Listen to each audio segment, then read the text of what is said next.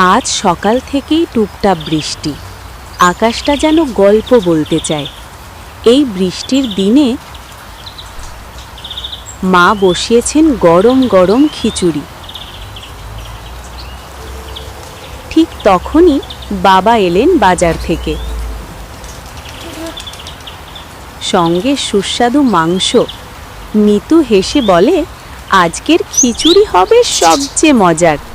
সবাই একসাথে বসে খিচুড়ি আর নরম মাংস খেতে লাগলো। বাইরে বৃষ্টি পড়ে আর ভেতরে জমে ওঠে ভালোবাসার সুখ। খাওয়া শেষে মা বানালেন গরম আদা চা। চায়ের কাপে ধোঁয়া ওঠে আর বাইরে বৃষ্টি পড়তেই থাকে। বাবা বলতে শুরু করলেন তার ছোটবেলার বৃষ্টির দিনের গল্প। মিতু আর তার ভাই মন দিয়ে গল্প শোনে। হঠাৎই বিদ্যুৎ চলে গেল। মা মোমবাতি জ্বালালেন। আলোটা হয়ে উঠল আরও উষ্ণ। মোমবাতির আলোয় সবাই হাসে, কথা বলে। বৃষ্টি ধীরে ধীরে থেমে আসে। আকাশে ফুটে ওঠে রংধনু।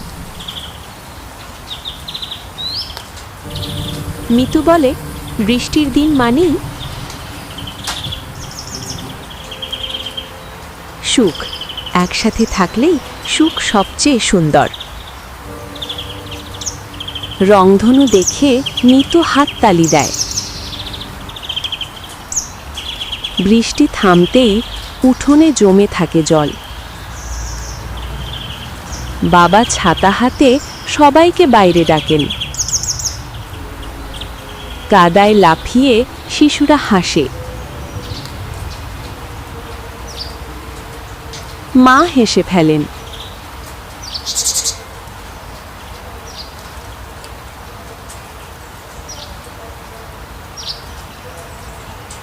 কাগজের নৌকা ভাসে জলে।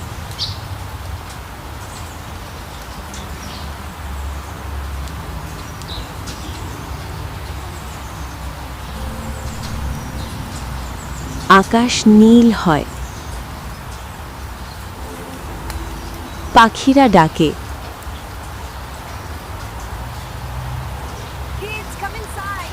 শুকনো কাপড় পরে সবাই ঘরে ফেরে। মিতু বলে, বৃষ্টি গেলে স্মৃতি থেকে যায়।